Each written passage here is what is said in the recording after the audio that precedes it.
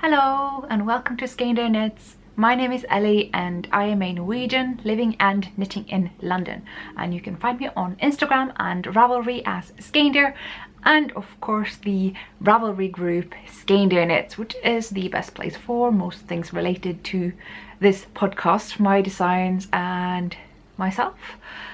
So you're very much welcome to join there, and as ever, thank you for watching this podcast and thank you for coming back if you're coming back, or for checking out for the first time if this is your first time. That is very lovely. So yes, thank you and welcome. So with this podcast I am the hostess of 3 knit-alongs. The first knit-along is the year-long knit-along of 2018, kind of suggesting I'm hoping this will be an annual thing, but this is the first one I have ever done, and it is a colourwork mitten knit-along. You can read more about those rules in my Ravelry group, and I am having so much fun with this knit-along. I'm so glad I decided to do it.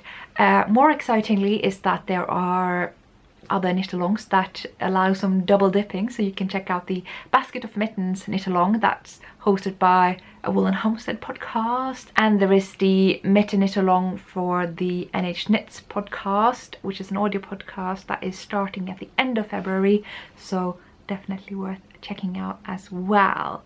I am running another 2 knit-alongs as well. There is the Marius knit-along, and I am wearing my Marius today, one of my many Mariuses.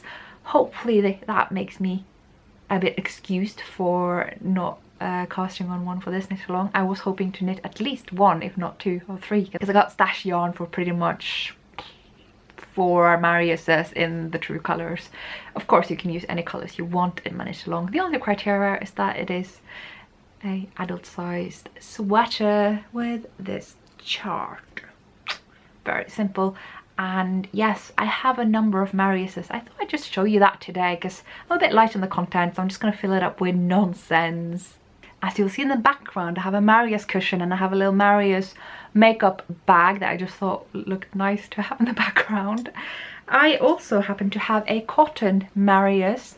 I quite prefer this Marius actually, not the cotton but this particular version of the pattern. So the Marius sweater comes in a variety of patterns. There is the one in pleated garn, which is kind of bulky, or iron at least. There's, you know, the fingering weight ones, and there is kind of a sort of decay towards the weight one, and there are yokes and there are sewn in sleeves that are a bit sort of rectangular.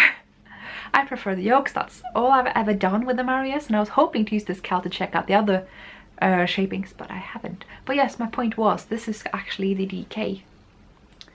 I used probably more sport weight cotton, but it worked. I got a gauge, and it seems quite nice. Of course, this is a kind of medium to low quality dishcloth cotton, so not the best for garments, but it's a thing I did and I have it. But I do prefer this pattern because you can see the neckline. This one's better than this one for sure. I mean, what is going on here? It's like, not to like flash the straps of my top, but honestly, and I actually took in some stitches here, so I would recommend, if you're knitting this pattern, taking lots of stitches and putting some short row shaping for the back, because my neck is very cold and I keep telling myself I'm gonna do that, but I haven't. But this one actually has a slightly more closed neck opening, which I do prefer. So the DK yoke, pretty good one, and I think the gauge is pretty fingering weight compatible, if I'm going to be honest with you, so definitely worth checking out. And I also have the cardigan version of this sweater here. I'm not sure. Oh yeah, these are the moth repellent thingies that I got from my aunt for Christmas. They're very smelly and they keep the moths away, and then nargles. And yeah, I don't mind the open neckline so much in this one. It is also a bit less because this is the medium and this is the large. Open necklines bother me less in cardigans, but yeah, still worth noting that there's no short row shaping. Can feel a bit bare around the neck, so that's a modification I highly recommend if you're going to do these. Yeah, I quite like making Mariuses, as you can tell, although I haven't made a single one since I started podcasting. Not sure what's up with that. I do also have a Marius dress, and I have knitted 2 other Marius sweaters for a friend and my sister. And I also have the Marius sweater that my nan knitted me. I just wanted to say, I think I have decided that I will be wrapping up this knit along at the end of March. That leaves you with, you know, the bit of March that you need to knit it if you're going to finish it for, say, Edinburgh Yarn Festival, which I will be at, or just in general. I like just having like a whole complete month. Like I could say finishing date Edinburgh Yarn Festival, but then it seems very Edinburgh Yarn Festival specific, and it's not, because it's for everyone around the world, no matter where you are and where you're going or not going. So yes, I just spent a lot of time on this knit along. The third knit along I am hosting is just a 1 month long, and it's for the shortest month of the year, just for February. I'm gonna do the first series of the Break the Rules KAL, and it's a KAL I think I will be repeating every so often, because I don't think we should rely on rules as much as we do. They're good to learn. You understand knitting and you have some things to kind of grasp on and believe and hold on to, and gives you some footing in knitting, and it's good to have, but it's also good to explore around that. And that's kind of what I'm trying to do with the Break the Rules knit along. The first edition, if you will, is about going away from the recommended yarn weight. I don't know about you, but when I started knitting and started understanding yarn weights, I thought all I needed to do was to replace it within yarn weights. If a pattern called for sport weight, all I needed to do if I didn't want to use the recommended yarn was to look for another sport weight.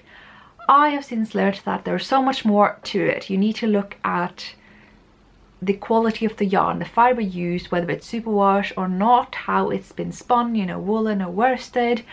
There's just so much to it, more so than weight. And also, if you have a certain type of yarn, you can actually go beyond the weight. You can replace a DK with a sport weight or a fingering weight if it allows to be knit up in the same stitch gauge and doesn't become, you know, see-through. You could go down in weight and you can get a lighter garment, and I think that is so worthwhile exploring. And with shawls, I mean, go rogue, just do what you want. That can be see-through even, who cares? It's a shawl, it's going to be light and drapey and lovely, maybe, if that's what you're going for. So I am having a lot of fun with that KAL. I'm really enjoying reading through what's being written in the thread on Ravelry, so definitely recommend joining that. There are hardly any restrictions on that knit along. Anyway, I'm going to cut it short with the knit along talk for now, because, wow, I think I'm going to be fine for this episode. I think there's going to be plenty of content. The first thing I thought we'd cover in terms of knitting is my finished object. I have one, and it's like, if you told me this when I started this podcast, this was going to be a finished object, I'd be holding up here and say I've knitted and enjoyed. I wouldn't believe you. But you know what? It's a pair of self-striping manila socks. I know, who am I? But this was actually a delight to cast on when I was on the flight from New York to London, because my brain was kind of dead because it was very late, and I used so much time just trying to remember the magic cast on. Is that what it's called? The one where you cast on and you knit from both ends. Is it toe up cast on? Yeah, I've done that for years. I know it by heart. Couldn't remember it. Yeah, but I finished them now. So the knit in Felici Witch's Brew, the fingering weight Felici, and I used Patterns Croy fingering, which is technically sport weight if you ask me, for the contrast colours. It's their charcoal, I believe, although I don't know that that's what they named it. And yeah, it worked out. It's not the same shade as this stripe, but it's close enough. I'm not the biggest proponent of Felici, but you get what you pay for. Self-striping yarn, pretty cheap, and yeah, had to join a few places here to just avoid some faults in the self-striping that they had done. It's not like I'm super freaking out about making them identical, although I managed to, which was quite easy once I'd done one sock. It's just that they tie up the ends from different places in the yarn, so suddenly you get a break in the striping, and that's not very good. So in terms of quality, I mean, I have started wearing my other Felici socks, and they do pill and stretch out and all that stuff, and they're, yeah, it's kind of what I was expecting, so it's alright. I am trying to get my sock gauge right. I think I had knitted my other socks at, I want to say, a 34 stitch gauge, so that was 2.5mm needles for me because I'm a tight knitter. I think it was more of a 36 stitch gauge before I had actually worn them, and now it's more of a 30 24 to 32. This one I've knit up to 32 stitch gauge because I went up to 2.75 needles. And I added 4 extra stitches. I went from 60 stitches to 64. That might have been a bit overkill, but I'm interested to hear what you have to say. If you knit manila socks a lot and you have a foot size that is, I think mine is about, it's like 21.5 centimeters around the widest part of my foot. It's about 39 to 40 European shoe size. I think that 64 stitches and a gauge of 32 stitches per 10 centimeters or 4 inches is the way to go, but I would be curious to know what you think.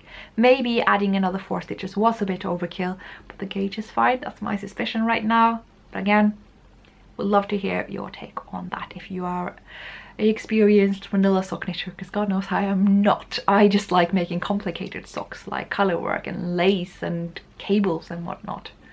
So yeah. Oh, and did you see the first socks of Helen Stewart of Curious Handmaids?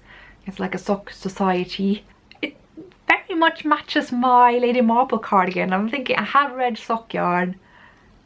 I really shouldn't cast on anything, but that is very tempting because I can match my, that I kind of want. But check it out, it's lovely, and the color that she's knitted it in, that plum burgundy. Ooh, pretty. So that was my only finished object for this week. I have not touched my Vertices Unite this week. I literally had to put all my knitting away and just get through those exams that I was marking. No knitting, even while reading, even though I technically can. It does slow me down a little bit. It makes it a lot more pleasant, but I just had to not knit. But when I was done knitting, I kind of piled them up, you know, some like 30 exams per day or something, and once I was done I was allowed to knit, and I could knit anything. So I decided to knit my Ciri cardigan again because I do really want to have it finished for Edinburgh Yarn Festival. Whether that's realistic or not, I don't know, but it's worth a shot. And yeah, I put in a lot of work. Before that, I want to talk about the yarn. I am using Blacker Yarn's Cornish Tin 2. I think this is the first dye lot they did of it. I wonder if they did 2 and then they changed the composition of the yarns. This is the first edition of Cornish Tin 2, which just sounds weird because it sounds like a second. Anyway, I didn't pay attention when this came out. This is kind of stuff I've learned after the fact, because this was something that was given to me in a swap, which I am super grateful for because I love the fibre and the yarn and the colour and just yes. So I'm hoping to have this finished for the Blacker Yarns knit along for Edinburgh Yarn Festival, because that would be super cool to have. I say super cool a lot and it's the dorkiest term possible. Sorry. I had a pair of mittens for the Blacker KAL last year and I want to step it up for a cardigan this time, and this has been in my queue for a long time. I paired the yarn with a cardigan a long time ago and this is how much work I've gotten done with it. Look at that! The yoke is nearly finished. According to the pattern anyway, it's nearly finished. I don't know how I feel about that though. I feel like if this is how it's going to fit, it's going to be right up in my armpits, which is something I'm not very keen on. So again, if you've knitted this, I'd be very interested to hear your take on that. Did you wish that you'd knitted it longer before you divided into sleeve and body? Or did you knit it longer before you divided between the sleeves and the body? And what size did you do? Like, because that differs as well where you do the divide. And I am doing the medium, but I'm doing it above gauge. So I'm hoping I get a bit extra length from that as well, but it still seems awfully short. I'm not even at 20 centimeters yet, and that to me is a very short yoke depth. I keep dropping stitches. Why do I do this? So yeah, do you think I should do it longer? I think I should do it longer, but okay, thoughts, opinions, very much welcome from anyone with experience with this cardigan. I have spoken a bit about the modifications I put in last time, but in case you don't know, I am knitting this in a round because you can't make me purl even if you pay me for it. So there is a steek here. I added 7 stitches, the outer which are purled, so there are 5 in the center here. Should leave me plenty of space to add some crochet bands to make it neat before I cut right in the middle. I don't know if this is steekable yarn, but going by how easy it was to split splice the first skein and the second one, because I'm now on the second one, I think I'll be fine. I don't know. again, if anyone's got experience, you know. Otherwise, I will be sticking my swatch before I try anything risky. Yes, yes. The other modification I put in was adding short rows. There is a project on Ravelry. It's called something with short row in the title. Very easy to find. It's a pink cardigan. So helpful, especially for knitting size small and medium, but apparently it should be possible to work it into large as well. I'm just not entirely sure how. Yeah, very happy with that. I feel like with this open neckline though, it may not make a huge difference, so I predict that another modification I will be adding in is trying to gather it a little bit, which might mean I need an even longer yoke than I think right now, because I don't want this. Even if it's a cardigan, I'd like to have it just a little bit more snug like this.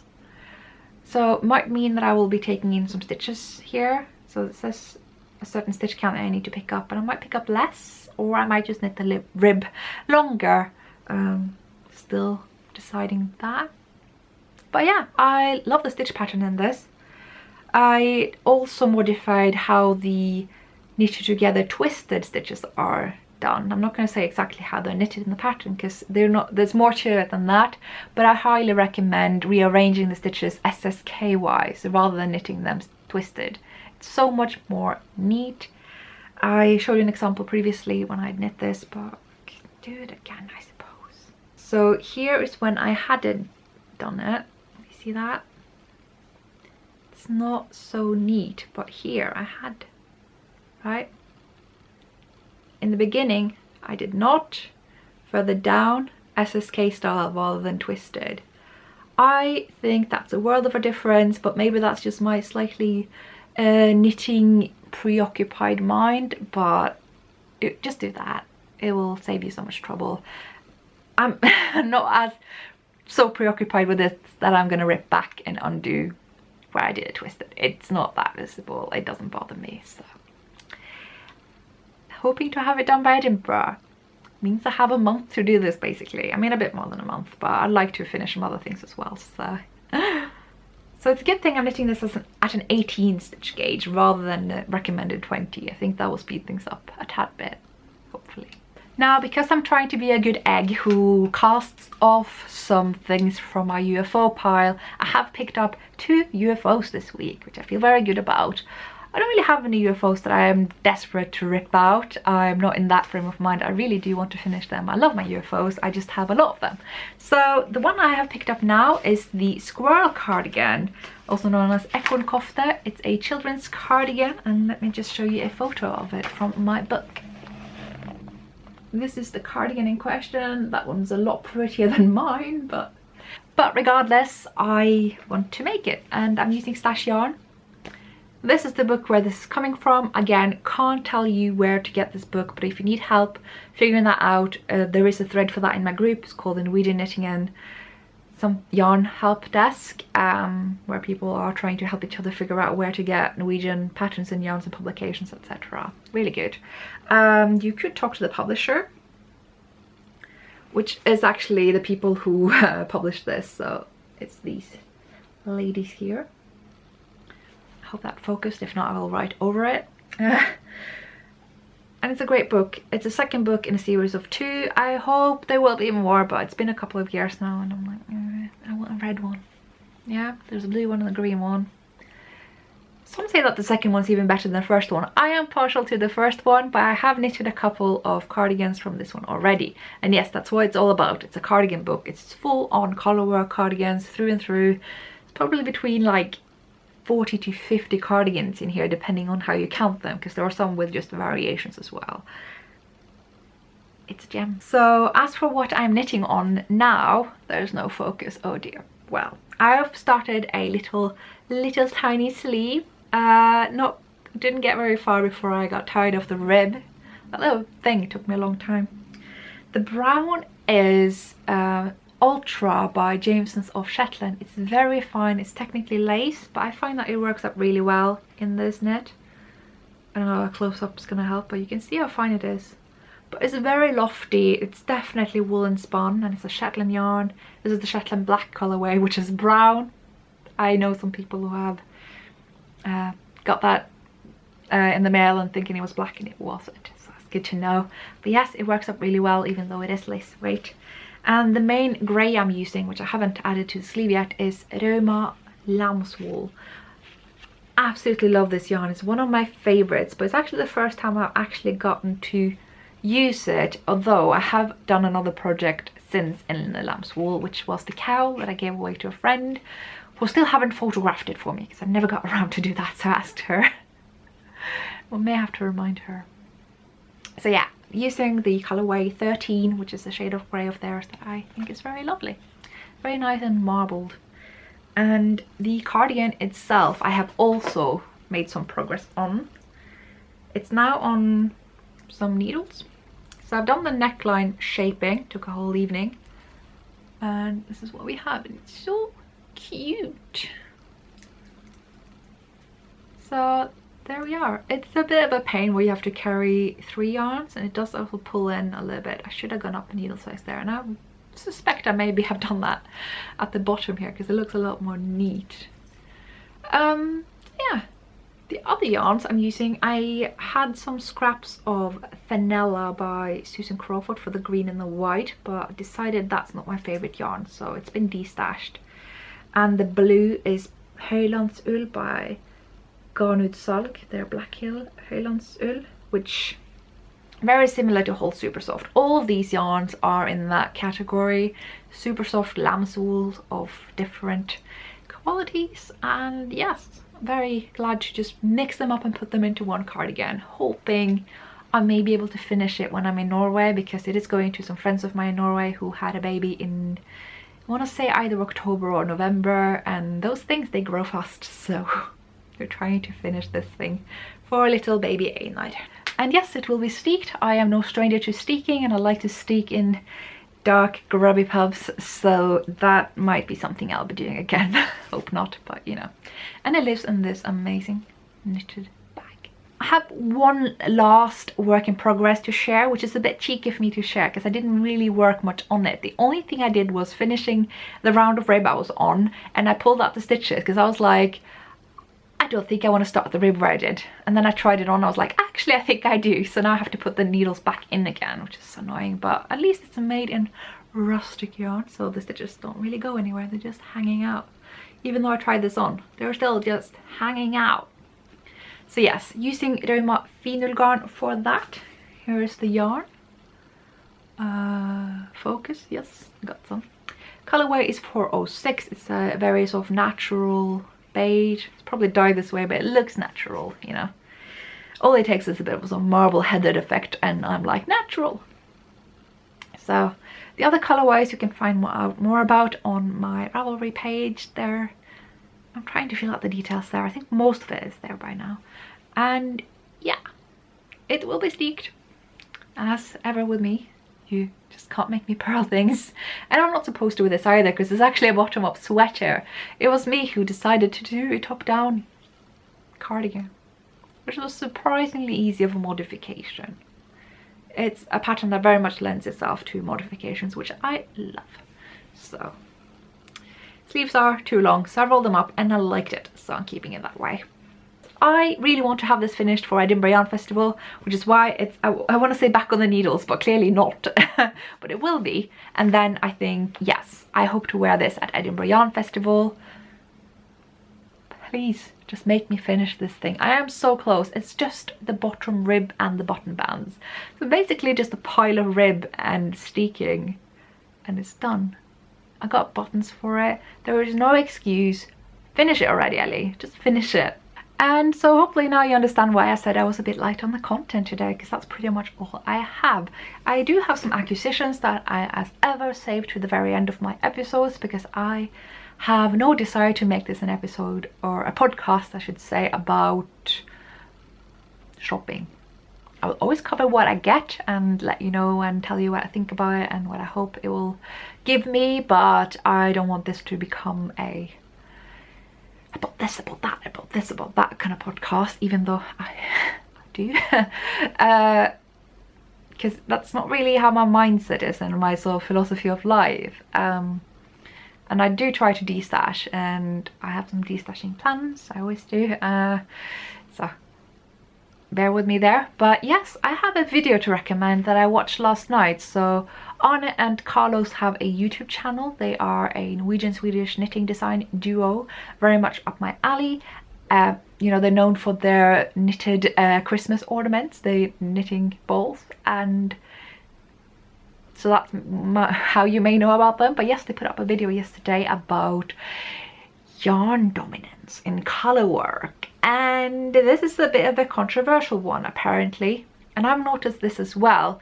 Both in the US and in the UK, I'm often being met with the questions or assumptions that there should be a dominant color in color work, and I come from the land of no, there should not be. And it's like Arne and Carlos are saying, if you have a dominant color, that in Norway is considered bad attention. I'm not going to try to apply this across the board to every knitting tradition that uses stranded color work in the world, but from where I'm coming from, having a color being more dominant than the other means that it's bigger. It means that that stitch has been knitted at a looser gauge than the other color that is not dominant. And so if you had knitted these in separate projects, one would be bigger than the other because that was knit at a looser gauge. That's not good tension if you have that in the same project. And that's the Norwegian wisdom. If you knit and you get color dominance and you like that and that's what you're going for, fine. I'm not the yarn police, I'm not the knitting police. I have a lot of viewers who want to know about Norwegian knitting, and it is a struggle sometimes because, like I said, I have a big viewership of people who are curious about Norway, Norwegian culture, Norwegian knitting, and often, sometimes, there are some minority that don't like what they hear. They're curious about it and they want to hear about it, but when I tell them stuff they don't want to be true, it's a bit of a sort of, you know, and one of those things is yarn dominance, unfortunately. It isn't considered a desirable thing in Norway, and I thought Arne and Carlos' video on that is pretty spot on. So definitely worth checking out. But yeah, it is very interesting to hear about for me when I go to British or American knitting events and just knit togethers, how people talk about these things and yarn dominance and how you achieve it and choose the right color for yarn dominance. And there's some really, you know, high profile knitting personalities that say that. So I'm not like going against the grain in that sense, just speaking on behalf of my knitting tradition. How that's just like, no, try to knit the two colors the same way as possible. Of course, if you can't help it, then yes, by all means have the contrast color, the dominant color. But quite frankly, in a lot of color work, you don't have a contrast color and a main color. You just have a lot of colors that all blend together in a very kind of complicated seeming way that may not be as complicated when it comes down to it. Let's take my fleece cardigan. Just gonna assume you guys all remember what it looks like. In the yoke, which one is the dominant there? You tell me. So that's kind of a example where you just have to try to knit them the same. You see that here as well. Like here there is one contrast color, but I still aimed very much to knit them at the same tension, and I like to think that I did. So yeah, a video to check out. Little bit thought-provoking, but I do like a bit of thought-provokingness stuff and nonsense. So yeah, check it out. Little bit of admin, just very briefly. I again want to thank everyone for getting in touch with me about the knit along prizes that I announced in the last video. If you were in the prize draw and you don't know whether you won yet, I do recommend checking out the previous episode, because I did announce quite a good number of winners and not everyone's gotten in touch with me yet. So it's just worthwhile to check out, because if you don't get your prize. So do that. And of course, if you by any chance don't want your prize, you can let me know as well, and maybe I can give this is probably more doable for pattern prizes. You can tell me a friend who you want me to gift the pattern to. That would be fun. I like gifting patterns, and I think that's a nice sentiment. I do also like I don't know, like I've told you this, it's completely a tangent, but tangents are good. you know, if you have a Ravelry pattern store, you can, at the glance of an eye, go through the list of purchases, and there will be an icon if someone has gifted the pattern to someone else. It's a little sort of present, a little parcel with a band, you know, the same one that you get when you click buy as a gift. It's very salient when you go through that list. You don't have to read it, you just kind of see the little parcel icons pop up, and it's just, it warms my heart when I see that people gift patterns to other people. It's something that makes me happy. And related to that, I have now actually put my club mittens as available for purchase individually. I debated a lot with myself on whether to do that or not, but I have in the end decided that yes, I do wish to sell them separately, because I figured those who wanted the club will have bought it by now. It's still an advantage to buy the club more so than each individual pattern. But if you only want one pattern, you know with yourself that's all you want, then you can by all means just buy one. So that is something you can do now. But there will be more bundles. I am planning out a sock collection, and I have now alerted all test knitters for this, and I have been in the process of writing up the patterns, although myself I've only knitted up 3 of them. I was only planning 4, but then I wanted to do 6, so there will be 6, which means I'm halfway with the knitting myself. And yeah, I thought I could just talk about my plans for that if you're curious, because I've done the quick and easy mittens by now, and by all means I am not done with that, but I want to do quick and easy socks, because so far I've only done fingering weight sock patterns, or arguably sport weight. Cut the Tukey wool, it was knit at the fingering weight gauge, but yeah. Aside from that, I have wanted to explore some slightly more generous gauge and thicker yarn socks. So I've landed on the PT2 Sport yarn by PT, or Derma really. It is kind of bordering sport weight to DK weight, and works up so much quicker. Oh my days. I worked up those socks so quickly. I've had people witnessing me knit them, and it's like, whoa, they're just flying by. And I don't think it's just me, you know, there's something to do with the composition and that pattern. So I want to do a collection of those, and I have written instructions both toe up and cuff down, and it's worked out surprisingly well. They're just all written in parallel in the pattern, heel in the middle and in parallel again. That worked out so much better than I thought it would in my head. I thought it'd be very complicated. I may have had 2 PDFs for each pattern. No, I just put it all in there, and it's pretty clear, I think. We'll leave my test knitters as judges for that, but yeah. And what was I gonna say? And so what I'm trying to get at is, I have debated with myself, do I want this to be a club that you get a pattern per month, or do I want this to be more of a collection? And I think I have landed on collection. That was the initial thing I thought I'd do as well. I ran a poll on Instagram, and 2 out of 3 said they would like an instant collection rather than a subscription club. So I think it's sensible of me to listen to the majority there. I am still very interested to hear what you think about that. If you voted one or the other, I'd be very interested to know why, so you can comment that below. I have now gotten a bit better at keeping up with my comments here on YouTube again, which makes me feel very happy. I am just up to just before the last episode, read through, answered where it needed answering. Yeah, I think I'm on top of things, and it feels good. It really does. I love getting comments from you guys here on YouTube, so but I've been rubbish lately. It's really hard to mix up with traveling, and I'm traveling a lot, and I'm going to Norway tomorrow again for my nan's funeral. It's going to be very nice to see family again and say goodbye to my nan, and yeah, but trying to keep on top of things and run these knit alongs and test knits whilst being on my phone, basically. So yes, the point of this, I am interested to hear what you think about club versus collection. I think I will be going for a collection, mainly because the 6 patterns are so similar. I am a bit afraid that someone's gonna be like, I just keep getting the same pattern, you know, like the club mittens were similar in composition as well, but they looked vastly different.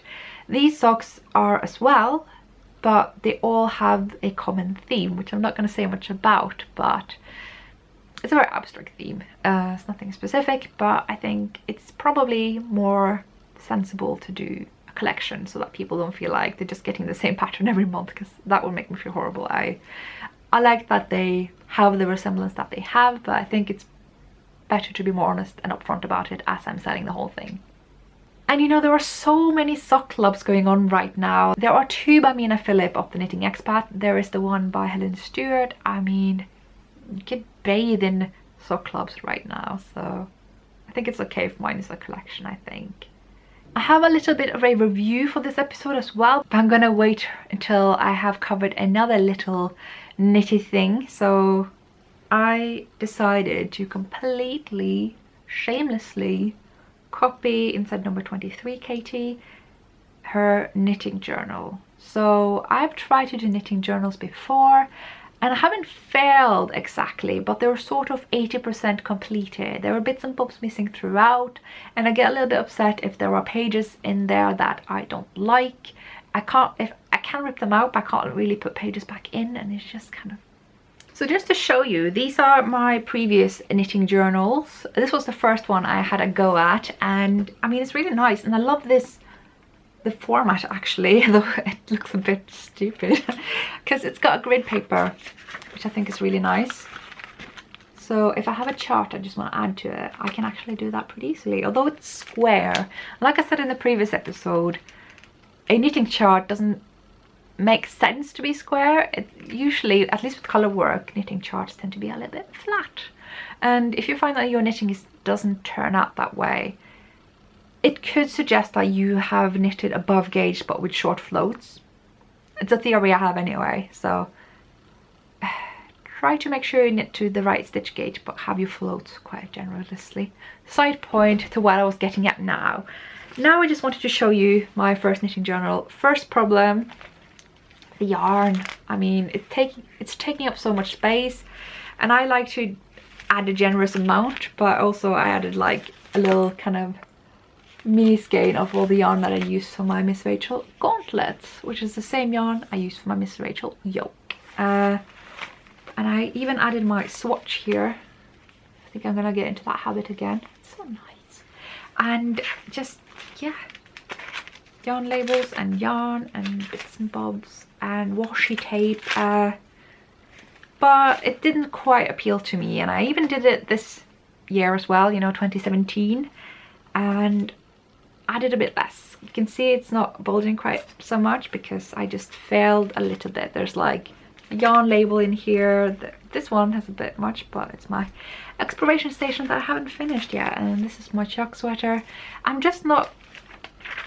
It doesn't look great. This doesn't have yarn samples in it, and just the format is a bit so and so. This is for my fade shawl, which I ripped out. So all this yarn is now like back in circulation again, and it's just... I don't know, the format just didn't jive with me, and I do prefer Ravelry to this, which I will always do. I'll always put things from Ravelry because my Ravelry page is such an investment for me. I've added projects to it since, I want to say 2011 or 2012, and I love having my knitting record visible there, and I will keep doing that. I just kind of want to have somewhere where I can put my labels and yarn samples and swatches when I've swatched. So yes, getting back to this, I have thought about doing this before, but I just never really imagined how it would be better. And it wasn't really until I saw Katie's solution to this that I was like, yes, this can work out. The binder thing is a good thing. So I managed to get this just plain black binder at a local kind of arts and crafts shop. It's very much of a art supply shop, I guess. We have a few of those in the area, which I'm really fortunate to have, and there's a stationery shop as well. And this is the inside. So I'm going to show you a blank page first, show you how the format is. So first we have the pattern. So in the big box here I write the name of the pattern, and here I've got designer, and I'll just write that in small writing on top. And we got the date, so I just have started and finished in one line. And what's size? It's good to have, right? Notes, and we got progress. I will color in this bar as I go. needles and gauge. I use a lot of different needle sizes on my project, so that's pretty good to have. And as you will see here, there's yarn and there's notes, and they kind of blend together because I don't know how much of each I want to write. It will depend on the project. Sometimes I focus more on the yarn, sometimes I focus more on the project. I usually focus more on the project, but yarn labels and yarn samples tend to take up a lot of space, so that's why I've just not finished the dotted lines. Doesn't bother me, I like it. And I'm just going to show you some semi-completed pages. This, for instance, is my Roma cape. It doesn't really have a good name, so I just call it the Roma cape, and the number of the pattern, the Roma Designs. This is how much how far I've gotten. This is when I started, size large, got no notes on it yet. Needle sizes used, and a little bit about the yarn. So I've got the 2 colorways and some samples of the unwashed Holst Super Soft. This is supposed to be completed, I guess. These are my Knit Picks socks, so this is the completed bar here. The whole date range of finished. Size, I guess it made sense for me to have stitch count. I got the gauge down here with the needle size and the yarn labels, and also a bit about patterns croy. I didn't use the yarn label there because the yarn isn't used up, so I prefer having that on the yarn roll. But I've got the 2 yarns together here.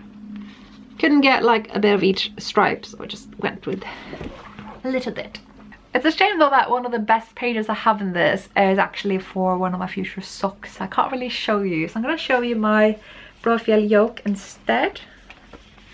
This is what that looks like. It's finished. These are the 3 needle sizes I used. I have one for the rib, I have one for stockinette, and one for color work. Highly recommend doing the same thing, depending on your gauge, obviously. This is the name, this is the designer. And yeah, this is the size. So I have size 6, the size of the bust and waist and cropped. No notes because, well, it's my passion. I didn't really want to modify it now, did I? So this thing keeps bulging. I need to maybe reinforce that tape.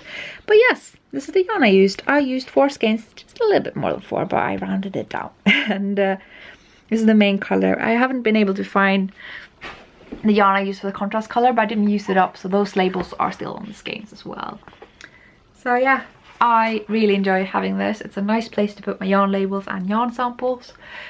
Most things do go on Ravelry, so my incentive to fill out this thing is a bit so and so, because I do prefer Ravelry because there's a sharing component to that. But I'm gonna try to see if I can print out some collages of my projects so I can cut them out and have little photos in this, because that would help. Not gonna try the whole drawing thing that Katie did because I feel very sensitive about drawing. It used to be my thing the way knitting is now, and I don't want to find out that I'm not good at it anymore, so we're gonna do photographs, I think. So yes, it's not quite bullet journal style. I have a terrible handwriting, so I don't want to like rely on that so much.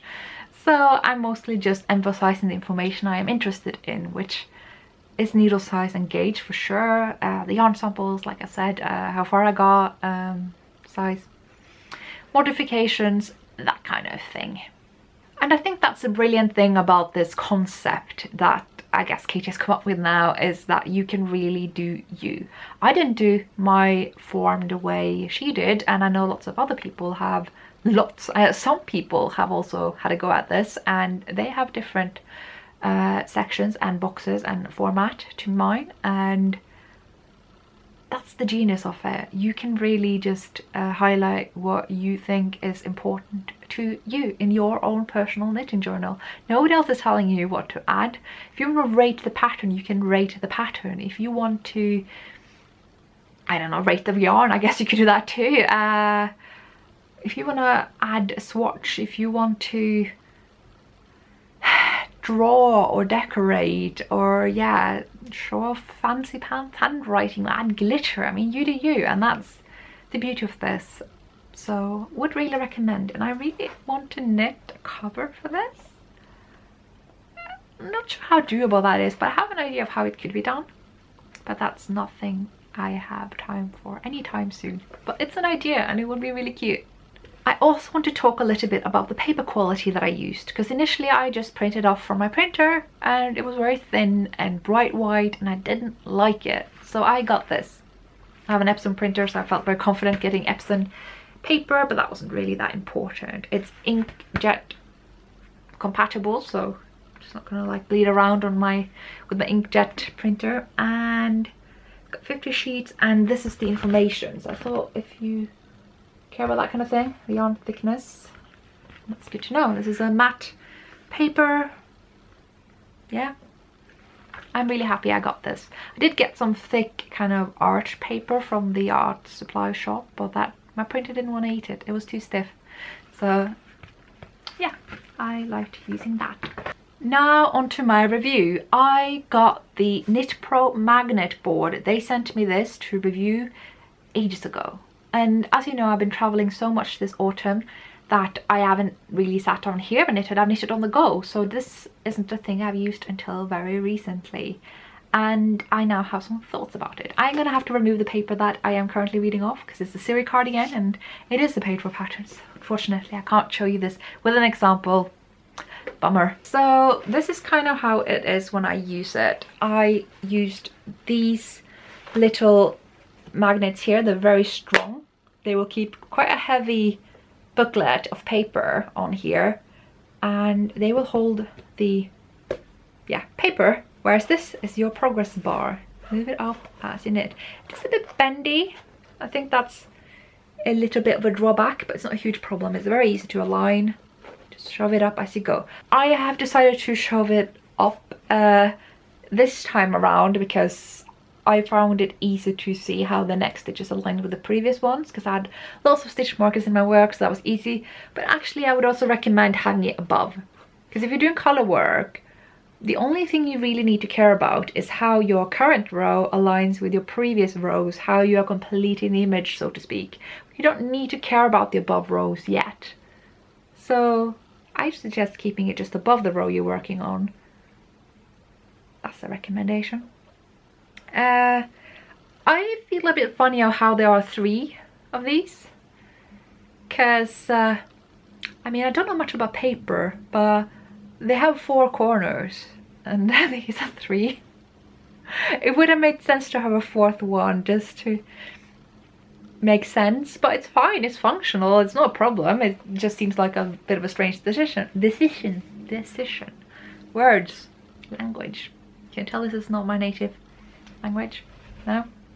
Anyway, the other thing I find a little bit funny is that this is how it stands. It cannot stand this way. I mean, it can, obviously, you could just put it this way, but if you want it to be sort of leaning back, if you want it to stand this way, which is what it's supposed to, this is a landscape thing. A lot of patterns are written portrait wise because they're like a page that you read. Again, not a huge problem actually, because I am now reading off the portrait aligned chart of my Ciri cardigan, and the paper actually just goes up to here. The chart stops kind of here, so it does just work. I don't know if that's something they consciously thought about, but it works. It just seems, again, a bit of a strange decision to have something that is so landscape based when a lot of patterns are written on portrait aligned oriented paper. It totally works, and I'm using this so hard now that I'm knitting my Ciri. You have no idea. It has pocket. Comes with a little pocket here. You can put your things. I don't know what things you would put in here, but you can put things in here. Put your magnets when you're done, but they stick to here, so I don't see what you would. And it also comes with a pen. For whatever reason that you might want to use a pen. You might want to draw or make notes. People do that.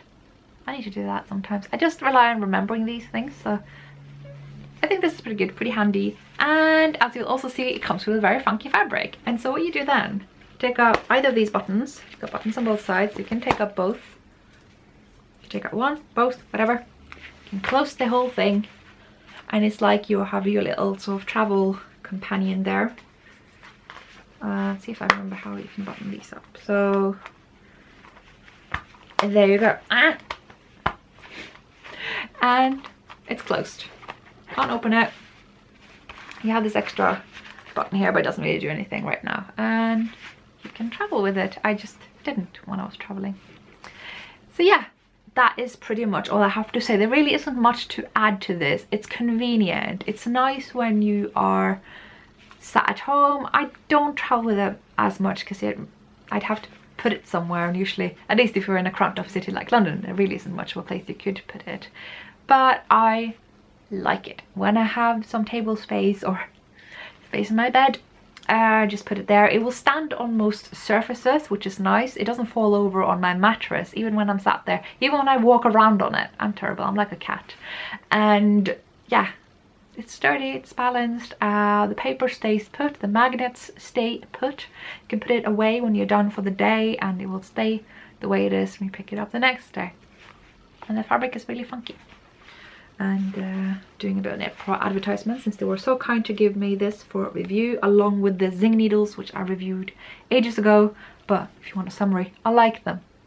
I think they have improved their cables since before, because before they broke a lot for me. It's nice with the color-coded cables, it's nice with the color-coded needles, although it's a bit strange that some of the needles close together have very similar colors. But yes, it is a good set, good needles, good magnet board. I like them. That's all I have to say. If you have any questions about this magnet board that I haven't shed light on, then by all means ask me in the comment section below. Yeah, I like it and I'm using it and I'm very glad I have it. And so we are at the end of the video. I only have my acquisitions to cover, and so if that's something you've had enough of, and I don't blame you, then by all means, I mean, see you at the next episode. I thought I'd talk about what I have gotten since last time, and the first thing I want to talk about is a present I got. Kristin of Strikketerapi, the best Norwegian language video knitting podcast that I know of, she sent me a birthday present and it was just lovely. So I'm going to show you what it contained. I mean, first of all, it had this lovely card with a schnauzer on it. Just if you know how I feel about schnauzers. Yeah. And it also had some yarn in it. Surprise, surprise. So let me talk to you about the yarn. I'm trying to balance it all on my lap. It came with 4 little balls of Merino Bliss, and the Merino Bliss is a non-superwash yarn at 70% merino, 20% mohair and 10% otherwise wool. So it has a bit of a luster to it. I believe it's a single ply kind of, I want to say sport weight. What's the meterage? No, it's more of a fingering weight. My goodness, that's a plump fingering. So yeah, just over 200 meters. I dropped the other one. So yeah, fantastic shade of burgundy there. I don't know anyone here who likes burgundy, do you? And I got these green ones as well. And I mean, they're lovely together, and together I actually have enough yarn for a 2-color shawl, because they are 414 meters here. Yeah? You know, a good 2-color shawl pattern that I should consider with these. Maybe a striped one. I don't know. I try to like search through Ravelry for these, and I just try to filter out crescent shapes and asymmetrical shapes, because I know I get confused when I wear them, so that just, it doesn't jive with me. But yeah, any other type of shawl that uses 2 colors, that would be awesome. They're so pretty. Love them, and they feel great. I can be a bit funny about mohair, but this is nice. Yeah, so I just need a pattern for it and do the best that I can not to cost on anything right now, because I have all these things that need finishing. But yeah, I mean, look at these colors. You can see that in the natural light that I got just here. Yeah, okay, I need to move on. I also got some Pickles pure wool. And if you don't know about Pickles, it is a independent shop in Oslo that is the only shop that carries Pickles yarn. That's the Pickles shop. I really like that shop, and yeah, Pickles yarn. The really cool thing about this is that it actually is the exact same color as my Litago jumper. So I was so lucky to win this hand knitted jumper in Pickles pure wool, designed by Pinnegudi years ago. And it's a little bit too long, but has a little bit too short sleeves. And as some have suggested, I could take out some length of the bodice and put into the sleeve, and I will try that to get the same dye lot. But having this, which is the same color, that certainly helps a lot. And yes, I'm very optimistic now that this is something that can be done. And I think I'll just add to the rib of the sleeves because it's a bit risky to with the other bits because I don't have those colours. So it feels strange to modify a jumper someone else knit because, like, I don't know, everything I've knitted has always been my work. That should be interesting because it is a lovely sweater and it's a shame that I don't wear it more than I do. So, and this is what I mean by sewn in sleeves when I was talking about the Marius. I don't do this enough. And it's a very flattering shape actually. It really just kind of frames in your shoulders and it looks very nice on. So that is already a purpose I've thought of for this yarn. But they also look really nice together, and I love this sort of autumnal, I want to say pumpkin spice colorway. That's kind of how my mind works. So yes, and it comes with this cute little stitch marker, and I was like, that's a funny pointy stitch marker, and I looked at it, I was like, it's heart shaped. Oh my days, look at that. So yes, got yarn. So that was from Kristin, who has the wonderful video podcast Strikketerapi, which is good for those of you who understand Norwegian because they're Oslo based. And yes, two awesome ladies, Kristin and Ingvild, and yeah, it's just one of those podcasts that I'm like have to watch right away when it comes out. So yeah, thank you so much. It was a very, very nice present. It also came with some food, came with a can of my favorite sandwich topping and 3 chocolates, and the chocolates are gone. They're gone. I also had an order coming my way on the same day, so I'd found this Instagram account. I think they're called Moomin Fabrics and Moomin Fabric Shop, and they have Moomin themed fabrics, like old vintage fabrics. And I can't sew to save my life, but I'm building up a fabric stash nonetheless. The only thing that was a little bit of a letdown that I hadn't taken into account, so it's all my fault, is that the patterning is a lot larger than I thought, because I thought that would be amazing project bags, Moomin project bags, but look at this. It's a very big motif. I thought it would be a little bit smaller. Of course it's possible to cut out so that I get this exactly, but that's going to be a lot of waste as well, and I don't want to do that. And yeah, it's got all these nice characters around, and I got 3 different fabrics, and now I just have to think of maybe something else to do with it. I don't know. I really don't know. I could do, it's probably not enough for like any garment. Could do like cushion covers. I'm still very attached to the whole project bag idea, so I might do like big sweater project bags. I don't know, we'll see. This is another one I got like, it was kind of Christmas themed, but it's only black and white and gold. Oh, it's so pretty. I mean, it has to be something, right? And this kind of funny blue one, it's very kind of kitsch and I love it. So give you an idea of what it looks like, and yeah, I now just need to really use a lot of brain power to figure out how these can best be used, because they weren't, you know, the cheap, I don't know what's normal fabric prices. I just know my personal economy. It was perhaps a bit steep for that, but I chose to buy these as an incentive to make myself sew. I'm not sure how that is of a plan, but that's what I'm doing anyway. I've also been a bit of the search of old Pompom issues, because a lot of the really old ones quite just, they speak to me. I like the new ones as well, and I think Pompom has improved so much. With every year they get better and I like them more, but there are some old issues that I'm really like, I would like that one. And I was looking for issue 7 and it was listed at Foyles here in London. But I got issue 20 instead, and I contacted them about it and they were like, well, we just forgot to change the photo. But I'm pretty sure it said issue 7 as well. I didn't just go by the photo, because I'm a bit naive. I'm not that naive.